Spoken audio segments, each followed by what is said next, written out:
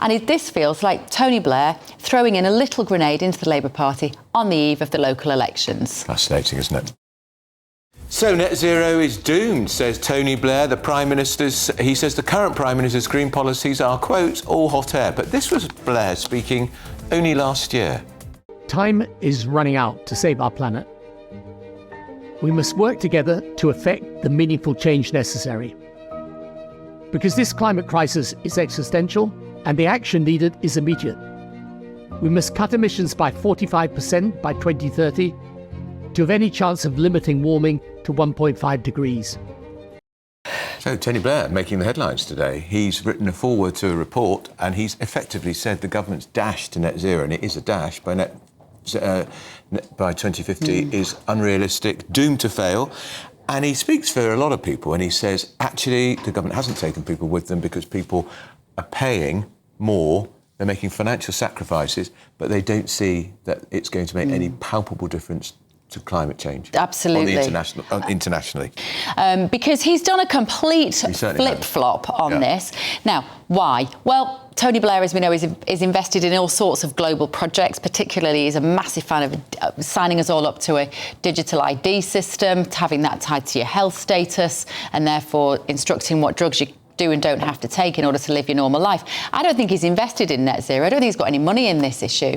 And it's a massive shot across the bows of Keir Starmer. Brilliant. And we heard from Matthew Torbett this week, who is very well connected with the Labour Party, that Morgan McSweeney, who is advising Keir Starmer, does not like Tony Blair at all. And this feels like Tony Blair throwing in a little grenade into the Labour Party on the eve of the local elections. Fascinating, isn't it? Isn't it? Tony Blair, we have to remember he's a Knight of the Realm now, has dubbed Labour's net zero plans, well, he says they're unworkable, doomed to fail, and he's done this on the eve of key elections. He's claiming the public shouldn't be expected to make financial sacrifices or major lifestyle changes. But this was him talking at the inaugural edition of the exhibition of the Global Energy Transition. Here we go. Time is running out to save our planet. We must work together to effect the meaningful change necessary. Because this climate crisis is existential and the action needed is immediate. We must cut emissions by 45% by 2030 to have any chance of limiting warming to 1.5 degrees. And this will require proactive, coordinated action across policy, finance, and technology. Together, therefore, we have to identify and take the real actions required. Together, with the right practical measures and the requisite urgency, we can build a brighter, better future. Slightly different to what you're saying in the foreword to this report by the Tony Blair Institute. Let's talk to the former Labour advisor, Kevin Marr. Kevin, I imagine Tony Blair, if he was facing key and difficult elections this week, would be absolutely enraged if a former Labour Prime Minister dropped a bomb like this on his doorstep the day before key elections. Yes, I mean there is some political eyebrows, I suspect, being raised at the timing of this report, and certainly the tone of it as well. I mean it's pretty stark stuff in this report. Tony Blair in the foreword, as you just mentioned, talks about the approach to net zero and climate change more generally across the West being riven with irrationality. And what he means by that is that we're asking the public, particularly in Western states, to do things that don't really move the dial necessarily on climate change. And there are some pretty stark statistics in this report. The population of Africa is set to double over the next 30 years. Do you need a little grooming TLC ahead of a big summer? Maybe your beard looking a little bit wild. Are you thinking about a shape-up down there? My advice, you always want to look your best. Let me introduce you to the Beard Hedger and the Lawnmower Bundle. This is the ultimate toolkit to achieve a great look upstairs and down.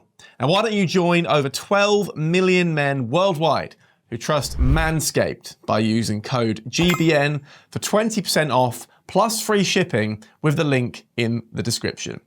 The Beard Hedger is for precise beard trimming with 20 adjustable settings, and the Lawnmower 5.0 Ultra is for everything below the belt.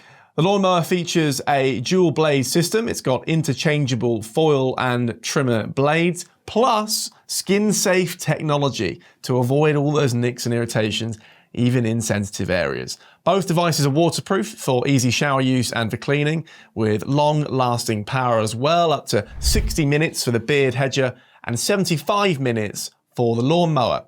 The lawnmower even has a built-in LED spotlight, so you're never going to miss a spot, and has a travel lock for grooming on the go.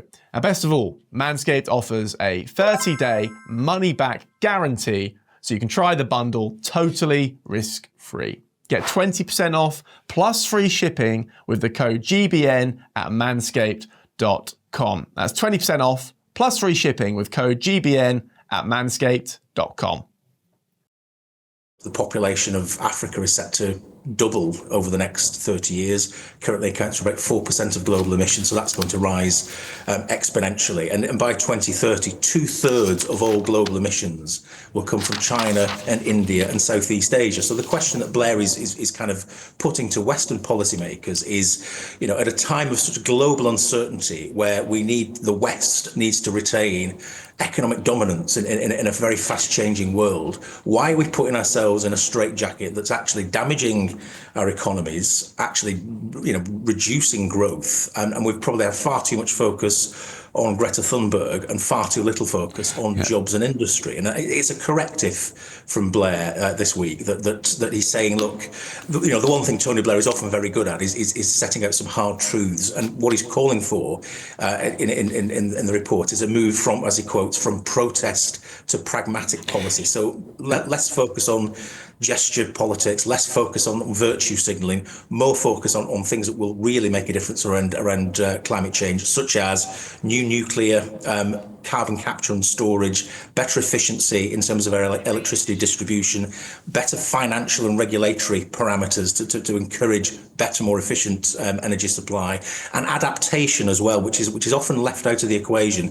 Climate change is a real thing, and we need to be able to adapt to it as well, not just correct it, but to adapt to the fact that it is a real thing. So it's a dose of reality from Blair, I think, this week. Which will be unwelcome in number 10. Just briefly, Kevin, on this, he says voters are being asked to make sacrifices, but which make minimal difference to the planet, which is what we're all cheering him for saying that, because we are such a tiny contributor to the problems of climate change. And yet we've got the most expensive energy in Europe by a mile, 4 times more expensive than in America. Absolutely, we've got. We've got locked into a position of wanting to establish Britain as a global leader in tackling climate change, and that's fine if it's a case of, we'll invest in, as Britain has always done, and led the Industrial Revolution, for goodness sake. We shaped the modern world anyway. We can sort of shape this next century as well, but that can't come at a cost to our own people and our own jobs and our own industries. And there's often, I think, with campaigners, a very kind of blithe kind of attitude towards the actual impact on poor people.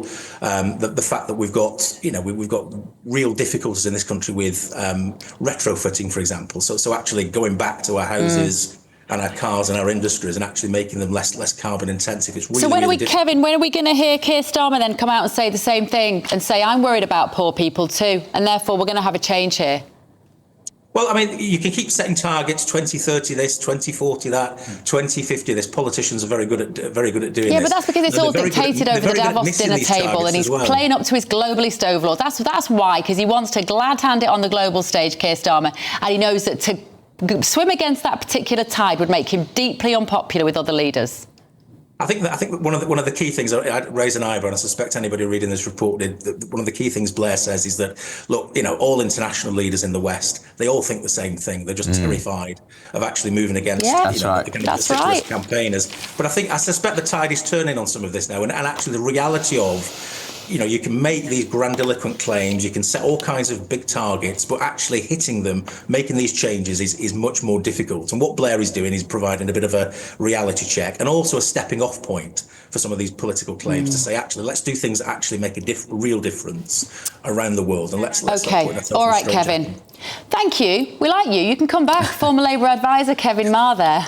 Who'd have thought we'd be agreeing with him? I know. With Labour, with Tony Blair. Let's tell you what Ed Miliband has said in reaction to Blair's climate report. He said it says that we should move ahead on carbon capture and storage, which the government are doing. It says that we should move ahead on the role of artificial intelligence, which the government are doing.